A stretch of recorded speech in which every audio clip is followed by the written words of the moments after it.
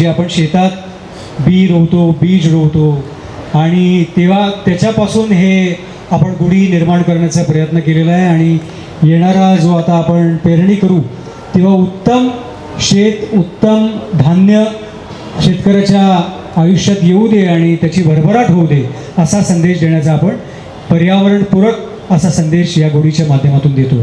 सगळ्या कलाकारांना जे स्वतःला कलाकार समजतात ते सगळ्यांना मी विनंती करतो की आपण व्यासपीठावरती यावं.